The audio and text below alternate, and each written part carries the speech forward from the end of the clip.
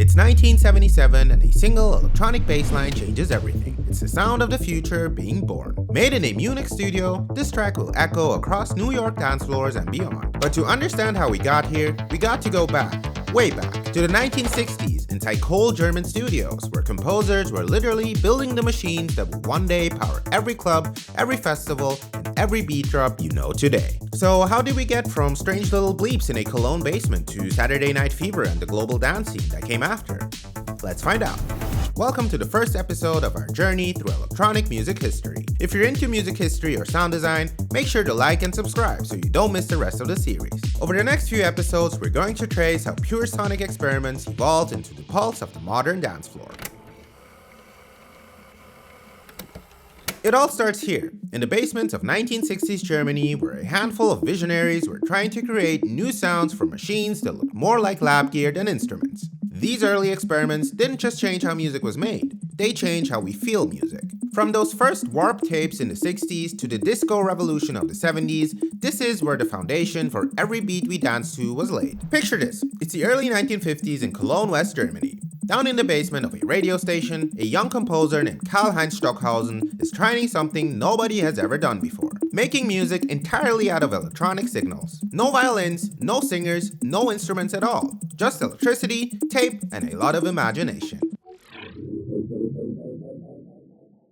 He's working inside this place called the WDR Studio for Electronic Music, surrounded by gear that looks more like a science experiment than music setup. Oscillators, filters, patch cables, and reels of magnetic tape. You've got sine wave generators humming single tones, ring modulators twisting sound into alien noises, and engineers literally splicing bits of tape together by hand. This was the first electronic music studio in the world, opened in 1951. And the idea behind it was radical for the time. Make music directly onto tape using pure tones, nothing recorded from the real world. While the French were busy with musique concrète, cutting up recordings of trains and doors and city sounds, the Germans wanted the opposite, sound made completely from scratch. And out of that came one of the earliest masterpieces of electronic music, Stockhausen's Gesang der Jünglinge, or Song of the Youths. It blended a boy's voice with synthetic tones and blew people's minds. Nobody had heard anything like it before. To make this stuff, Stockhausen had to build every sound by hand.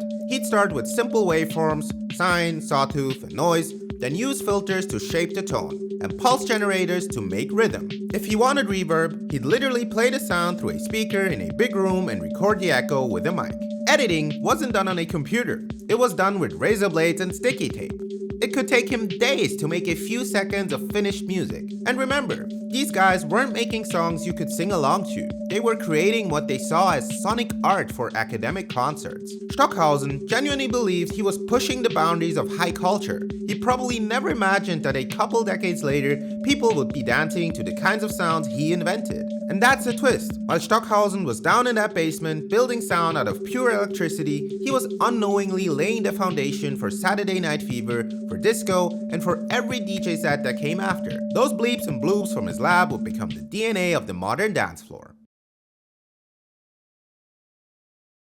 Let's talk tech for a second. Remember, this is the 1960s, so no modern synthesizers yet. At WDR, they were essentially inventing their own synthesizer piece by piece. They had sine wave generators for pure tones, white noise generators for hiss, filters to sculpt frequencies, and a ring modulator to mash signals together in wild ways. Everything was connected with patch cords on a big plug board. So to create one note, you might patch a sine into a filter, modulate it, record it to tape, splice the tape, play it backwards, and so on. Each sound was a small science experiment. If this sounds tedious, it was. But these pioneers were driven by a utopian idea, that electronics could free music from all old constraints. No need for orchestras or traditional instruments. Music could be pure sound, directly engineered. In their quest for new timbres, they built the mother of all electronic studios, attracting avant-garde composers from all around the world to have a go at these new toys. By the late 60s, Stockhausen and his team had proved it was possible. They'd created harsh electronic studies, eerie space-age pieces, and opened minds about what music could be. They thought this was the future of art music. Little did they know, a group of young Germans were about to take these experiments out of the lab and onto the dance floor. Alright, let's fast forward to 1970.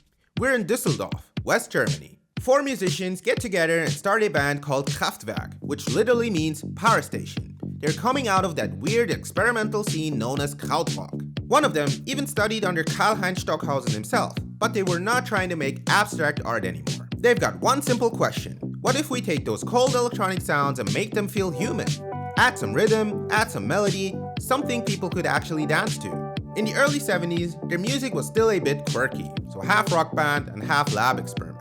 But then, in 1974, they dropped Autobahn. It's basically an electronic road trip, so hypnotic, melodic, and completely new. And it hits. Suddenly, electronic music isn't just for avant-garde audiences, it's on the radio. Then, in 1977, Kraftwerk releases Trans Europe Express, and this is the one that changes everything. It's icy, mechanical, but somehow funky.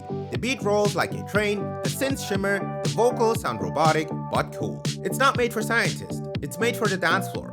And that album ends up inspiring almost every form of electronic music that comes after it. So hip-hop, house, techno, you name it. Even David Bowie and Iggy Pop were obsessed with it. They literally flew to Germany to meet Kraftwerk. And then, a few years later, a DJ in the Bronx named Afrika Bambaataa takes that same melody, flips it with an 808 drum machine, and makes Planet Rock. And just like that, a German synth tune about trains becomes the foundation for hip-hop's electronic sound. Wild, right? What Kraftwerk did was connect two worlds, the high-art experimental stuff from the studios and the raw energy of popular music. They made electronic sound accessible. They kept their beats simple and tight, their melodies catchy, and their look completely futuristic. So matching suits, slick hair, and blank robot faces. It was weird, it was clean, but it was hypnotic. And it worked. You could actually hum a synth riff, and you could dance to a drum machine. From that moment on, electronic music wasn't just a niche experiment anymore. It was pop culture. They called themselves a power plant, and honestly, they were. They powered the entire future of electronic music. Not bad for four quiet guys from Düsseldorf who just wanted to sound like machines with feelings. By the mid-70s, all the ingredients were there. The sounds, the machines, the visionaries. But one last thing was missing: the dance floor. And for that, we head to New York City. It's February 14th, 1970. A guy named David Mancuso throws a party in his apartment on Broadway. That night becomes the blueprint for modern club culture. Mancuso's parties, known simply as the Loft, weren't just nightclubs. They were safe havens. Invitation only, private, and full of people from every background. Black, white, Latino, gay, straight, all together, dancing under those balloons and mirror balls. No VIPs, no velvet ropes, no bar. Just music, connection, and an incredible sound system that Mancuso built himself. He didn't even call himself a DJ. He was a musical host. He'd mix funk, soul, jazz, early electronic records, African rhythms, and whatever else moved people. People say dancing at the Loft felt spiritual, like a shared release, a kind of joy that didn't exist anywhere else in the city. He didn't do it for fame or money, just love.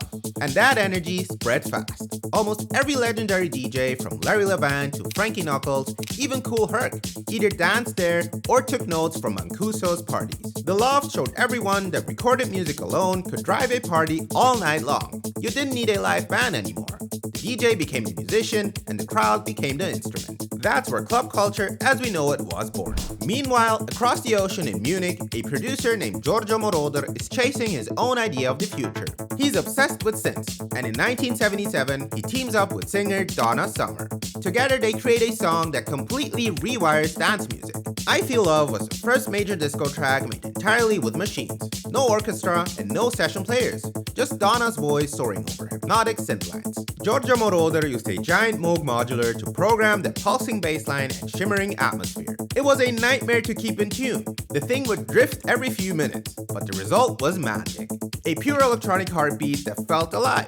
The beat was steady, a perfect 4 on the floor. The hi-hat wasn't even a real cymbal, just filtered white noise. And when people heard it for the first time, they lost their minds. It was like someone had dropped a track from the future into 1977. When Brian Eno heard it, he ran into the studio where David Bowie was recording and yelled, "I just heard the sound of the future." And he was right. That sequence bassline became the backbone of everything that followed after. I Feel Love proved you can make electronic music that was soulful, emotional, and completely danceable. It was human and robotic at the same time. A heartbeat made of electricity. By the end of the 70s, three currents had finally converged. First, those wild electronic experiments from places like WDR gave us the sounds. Second, innovators like Kraftwerk and Giorgio Moroder turned those sounds into actual songs. And third, people like David Mancuso built the dance floors where those songs found their purpose. By 1977, all of it came together: sound, machine, and movement. Electronic music didn't just exist anymore, it actually grooved. And from there, the era of electronic dance was officially underway. It's absolutely wild when we think about it. In just under 20 years, we went from weird little experiments in German basements to the blueprint for every dance track that's come out since. So the next time you're at a club or a festival, remember where that feeling started. It began with people like Stockhausen, alone in a studio, literally inventing new sounds. With Kraftwerk, turning those cold tones into melodies people could move to. And with Giorgio Moroder and Donna, who made machines groove. And don't forget about people like David Mancuso, who built a space where everyone could belong. A bit of Cologne science, a touch of Düsseldorf precision, some Munich disco magic, and the heart of New York's loft scene. That mix right there is the foundation of everything that came after. Once those worlds connected, music never went back. This foundation mattered because it opened the door for everyone. You didn't need a fancy studio or a guitar or an orchestra. All you needed was a drum machine, a synth, and an idea. It democratized music production and gave anyone, anywhere, the power to make people move. And that spirit still runs through every DJ set, every festival drop, every bedroom producer chasing a feeling that started 50 years ago. And the best part? This was only the beginning.